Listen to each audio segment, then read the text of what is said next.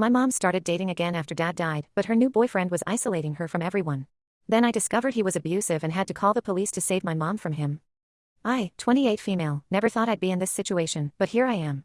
My dad passed away 5 years ago after battling cancer, and it was really hard on all of us, especially my mom, 54 female. Dad was diagnosed when I was in college, and those years were a blur of hospital visits, chemo treatments, and trying to maintain some semblance of normalcy. He fought hard, but in the end, the cancer was just too aggressive. Growing up, our family was really close-knit. Dad was this larger-than-life figure, always cracking jokes and making everyone feel special. He coached my brother's little league team, never missed one of my dance recitals, and somehow always found time to help Mom with her garden.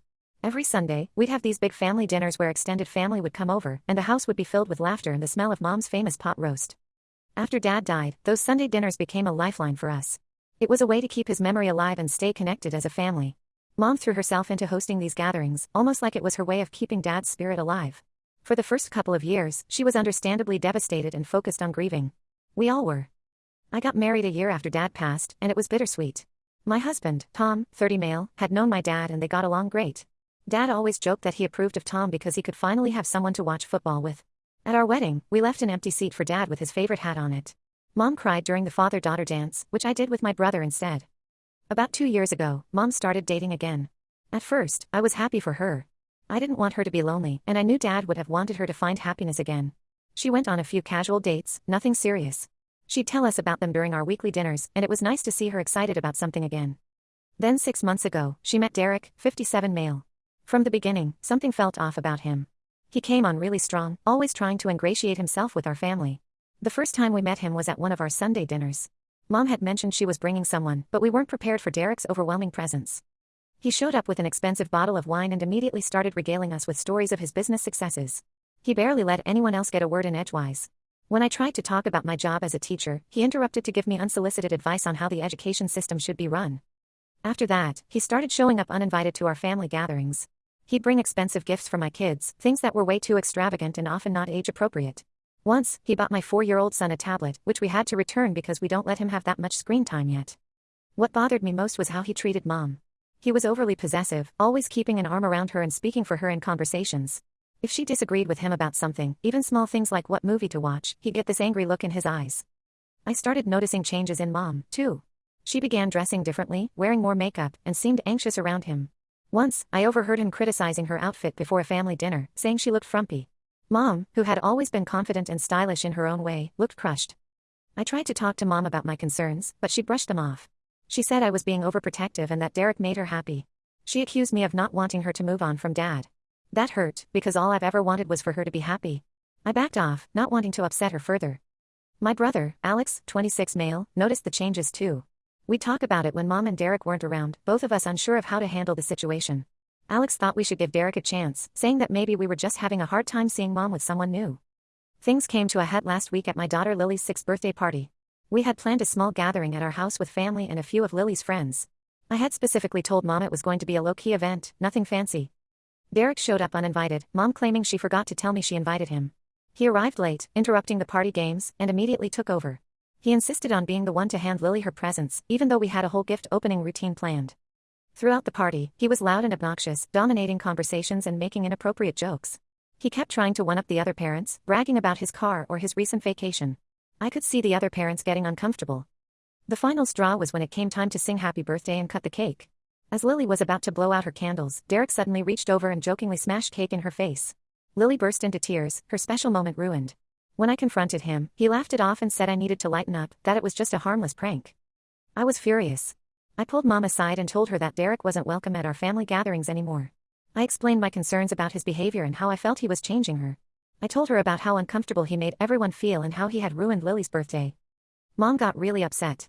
She accused me of trying to control her life and said I was jealous that she had found happiness again. She brought up Dad, saying that I was trying to keep her from moving on. That really hurt, because I've always supported her dating. It was never about that, it was about Derek's behavior. She stormed out of the party with Derek, leaving everyone stunned. Lily was still crying, and the other guests didn't know what to do. It was a disaster. Since then, she's been ignoring my calls and texts. I've tried reaching out, but she won't respond. Alex agrees with me about Derek but thinks I should apologize to keep the peace. He's worried about Mom isolating herself. Tom supports my decision but is worried about the rift in the family. He's always been close to Mom and hates seeing us at odds. He suggested maybe we could try family counseling to work through our issues. I feel awful about hurting Mom, but I also feel like I need to protect my kids and our family dynamics. Derek just doesn't fit, and his behavior is concerning. Every time I think about him ruining Lily's birthday, I get angry all over again. At the same time, I'm worried about Mom. What if Derek is isolating her from us on purpose? What if his controlling behavior gets worse? But how can I help her if she won't even talk to me? Am I the asshole for banning Derek from our gatherings? Should I apologize and give him another chance? I'm really torn and could use some outside perspective. This whole situation is bringing up a lot of grief about Dad, too. I can't help but think about how different things would be if he were still here. Update 1.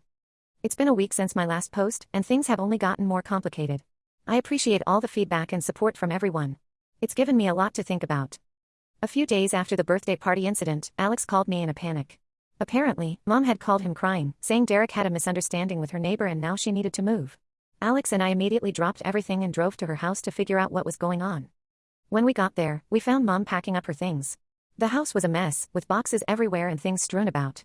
It was shocking to see because Mom had always been so organized. This was the house we grew up in, the house where Dad had built us a treehouse in the backyard and where we'd celebrated countless Christmases and birthdays. The thought of Mom leaving it was heartbreaking. Mom seemed flustered and kept saying it wasn't a big deal, just a little argument that got out of hand. We pressed for more details, and eventually she admitted that Derek had gotten into a shouting match with her elderly neighbor, Mr. Johnson, over a parking spot. Mr. Johnson had lived next door for as long as I could remember. He was a kindly old man who used to give us candy when we were kids. After Dad died, he often helped Mom with small repairs around the house. The idea of Derek yelling at him was infuriating. Apparently, Derek had parked his fancy sports car in front of Mr. Johnson's house, blocking his driveway. When Mr. Johnson asked him to move it, Derek flew into a rage, yelling and threatening him. Mr. Johnson had threatened to call the police, and Derek convinced Mom it would be better if they moved to avoid drama. This set off huge red flags for both Alex and me. We tried to talk Mom out of moving, telling her this wasn't normal behavior. She got defensive and accused us of trying to sabotage her relationship. It was like talking to a completely different person. The Mom we knew would never let anyone treat her neighbors, especially Mr. Johnson, that way. While Mom was in another room, Alex and I did some quick online sleuthing. What we found was disturbing. Derek had a history of domestic disturbances at previous addresses. Nothing that had led to convictions, but multiple police reports filed by ex-girlfriends. There were also some shady business dealings, with a couple of lawsuits from former partners alleging fraud. This confirmed our worst fears. Derek wasn't just annoying or overbearing, he was potentially dangerous. We thought about Dad and how heartbroken he would be to see Mom in this situation. It made me angry all over again, thinking about how Derek was tarnishing the memory of our family home. We confronted Mom with this information, hoping it would be the wake-up call she needed. Instead, she flew into a rage, accusing us of invading Derek's privacy and making up lies. She said we were just like the jealous exes who had tried to ruin Derek's life before. She kicked us out of the house, saying she was an adult who could make her own decisions. As we were leaving, Derek pulled up in his car. The look he gave us was chilling. It was a mixture of smugness and barely controlled anger. I'm more worried than ever about Mom's safety, but I don't know what to do.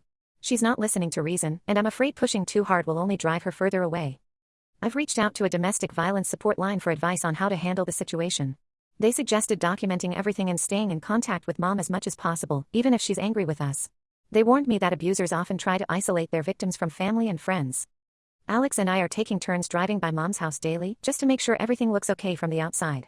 We're also planning to talk to her neighbors, especially Mr. Johnson, to see if they've noticed anything concerning. I feel like a stalker, watching my own mother's house, but I don't know what else to do. I've also been thinking a lot about Dad and what he would do in this situation. He was always the peacemaker in our family, able to calm tensions with a well-timed joke or a kind word. I wish I had inherited more of that skill from him.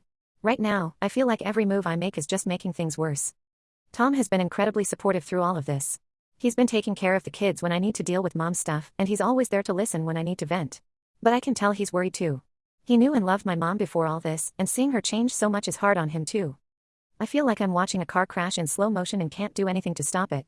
The mom who raised us, who was always so strong and independent, seems to have disappeared. In her place is this anxious, defensive person I barely recognize. Has anyone dealt with a similar situation? Any advice on how to protect my mom when she doesn't want to be protected?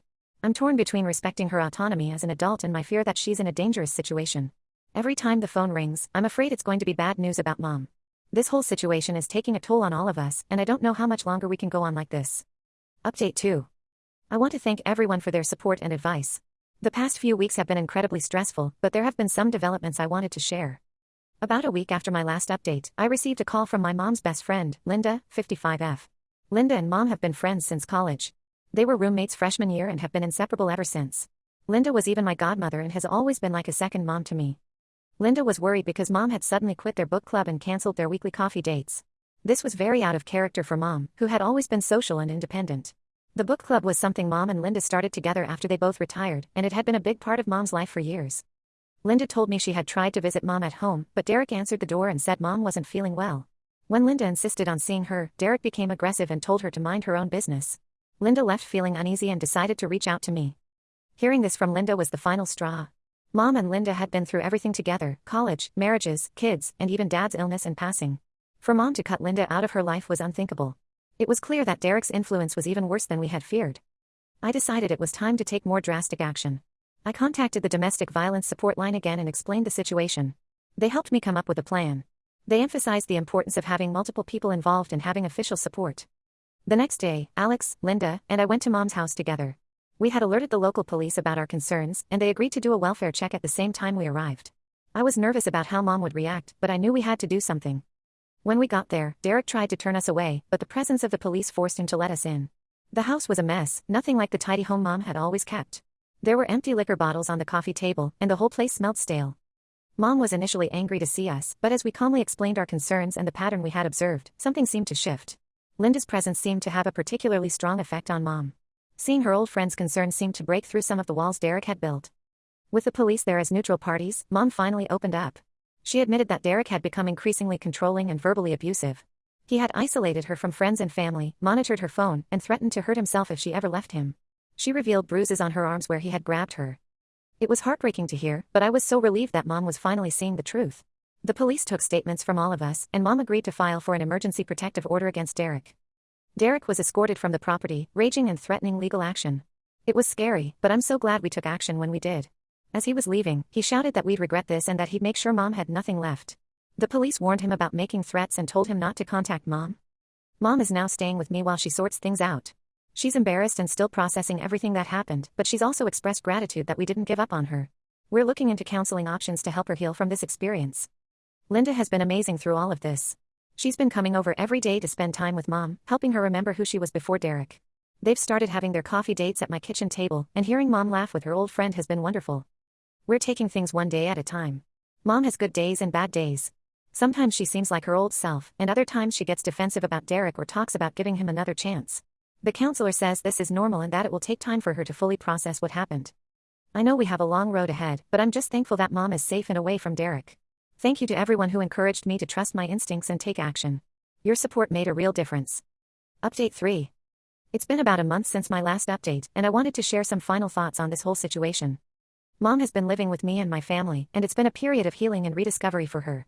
She's been attending therapy sessions twice a week, which seem to be helping her process the trauma of her relationship with Derek and rebuild her self-esteem. We've had some tough conversations about how she got into that situation and why she stayed despite the red flags. It's been eye-opening for all of us. Mom admitted that after Dad died, she was terrified of being alone, which made her ignore warning signs with Derek. She's working on becoming comfortable with herself again. One particularly emotional moment came when Mom finally felt ready to go through some of Dad's old things. We spent an evening looking at photo albums and reminiscing about happy times. Mom cried, but they seemed like healing tears. She said she felt like she had lost touch with those memories while with Derek, and it felt good to reconnect with them. Derek hasn't given up entirely. He's made a few attempts to contact Mom, alternating between apologies and threats. We've documented everything and provided it to the police. The restraining order is still in place, and we're prepared to take further legal action if necessary. Mom has been strong in not responding to him, though I can tell it's been difficult for her at times. On a positive note, Mom has been reconnecting with old friends and picking up hobbies she had abandoned. Linda has been a godsend, coming over regularly and helping Mom get back into gardening. They've started planting a small vegetable patch in my backyard, and seeing Mom excited about something again has been wonderful. Mom's also been talking about volunteering at the local animal shelter, something she's always wanted to do but Derek discouraged. She used to foster cats before she met Derek, and I think being around animals again might be really healing for her. As for our family, this experience has brought us closer together. Alex and I have become much more involved in Mom's life, but we're trying to do it in a supportive rather than controlling way. We're all learning to communicate better and be more open about our feelings and concerns. The Sunday family dinners have started up again, this time at my house. It felt strange at first without Dad and without being in our childhood home, but we're creating new traditions. Mom's even started cooking again, and last week she made Dad's famous chili recipe. It wasn't exactly the same, but it felt like a piece of him was there with us. My kids have been amazing through all of this. They love having Grandma around more, and I think having them to focus on has been really good for Mom. She's been helping my daughter with her reading and teaching my son how to play chess, just like she taught Alex and me when we were kids. I've also been doing a lot of reflection on how to protect my own children from potentially abusive relationships in the future. Tom and I are focusing on teaching them about healthy relationships and the importance of respecting themselves and others. There have been some practical challenges to deal with too. Mom decided she doesn't want to go back to her old house, too many bad memories with Derek there. We're in the process of helping her sell it and find a new place, maybe a small condo closer to us. It's bittersweet to say goodbye to our childhood home, but I think it's the right decision for Mom's fresh start. While I wish none of this had happened, I'm grateful that we were able to get Mom out of that situation. If there's one thing I've learned, it's the importance of trusting your instincts and not being afraid to act when someone you love is in trouble. Thank you again to everyone who offered advice and support throughout this ordeal. Your words gave me the courage to take action when it mattered most. We're not out of the woods yet, but for the first time in a long time, I feel hopeful about the future.